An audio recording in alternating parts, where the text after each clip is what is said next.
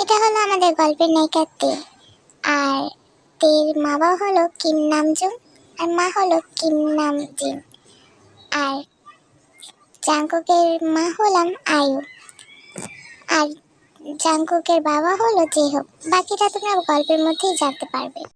কি রে, তোকে কখন বললাম জাংকুক আসবে, তাড়াতাড়ি রান্না বসা। তুই এখনো বসে আছিস? তাড়াতাড়ি যা, রান্না বসা যে।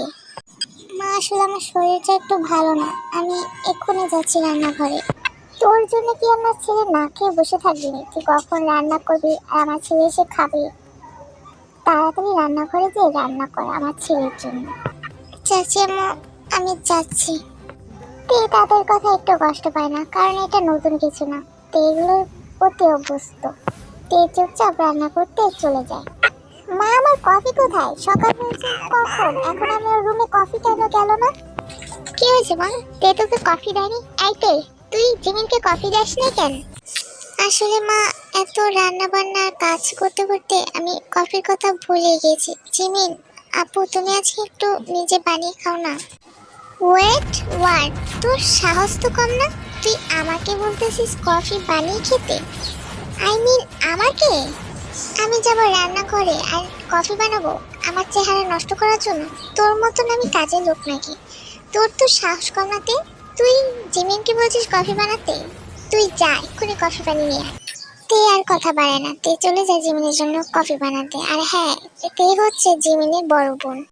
এর মাঝে দরজা কলিং বেল বেজে ওঠে। আয়ু গিয়ে দরজা খোলে। আয় বাবা, ভেতরে আয়। তোকে কত বছর পর দেখলাম, তুই কত বড় হয়ে গেছিস বাবা। আরে মা, কান্না করছো কেন? এই তো আমি এসে পড়েছি না, এখন আর কান্না করার দরকার নেই। আরে আন্টি, বাইরে দাঁড়াই করে রাখবেন নাকি? ভেতরে রাখবে না? পা তো আমার ব্যথা হয়ে গেল। মা, দাঁড়িয়ে থাকবো কেন? আসো ভেতরে আসো। আসলে কি বলতো, ছেলেটাকে এত বছর পর দেখেছি তো, চলো ভেতরে আসো। জাঙ্কুক আর ইউনজুন ড্রয়িং রুমে গিয়ে বসে। আর ইউনজুন তো কিচেনের দিকে একদিনে তাকিয়ে আছে তের দিকে। কি রে ইউনজুন, তুই ওদিকে তাকিয়ে কি দেখছিস এভাবে? আরে জাঙ্কুক, ওই যে ওই মেয়েটা কে রে? কত সুন্দর মেয়েটা। মেয়েটাকে আমার অনেক ভালো লেগেছে। কি রে তুই এখানে দাঁড়িয়ে আছিস কেন? যা, জাঙ্কুককে কফিটা দিয়ে আয়। হ্যাঁ মা, যাচ্ছি। তুই কফিটা নিয়ে জাঙ্কুকের সামনে যায়। জাঙ্কুক ভাইয়া, এই যে আপনাদের কফি। তে একটা নীল শাড়ি পরেছিল, যা শাড়িতে তের কোমরটা ভালোভাবে ভাঁজ পড়ছিল। আর ইউনজুন তো তের কোমরের দিকে তাকিয়ে ছিল, যেটা জাঙ্কুক দেখে রাগের দৃষ্টিতে তের দিকে তাকিয়ে থাকে। এখানে কফি দিতে এসেছিস নাকি তোর কোমর দেখাতে? আমার সামনে তো এক্ষুনি যা। ভাইয়া, তুমি কি বলতেছো? Shut up, just get out. তোকে বলছি আমার চোখের সামনে থেকে সরতে, তুই এখান থেকে যা। তে সেখান থেকে কান্না করতে করতে তের রুমে চলে যায়। আর এদিকে জাঙ্কুক, এটা একটু বেশি হয়ে গেল না? মেয়ে মানুষ শাড়ি পরবে, এটাই তো স্বাভাবিক। তাতে তোর বাপের কি রে? মেয়েটাকে এভাবে না বকলেও পারতি।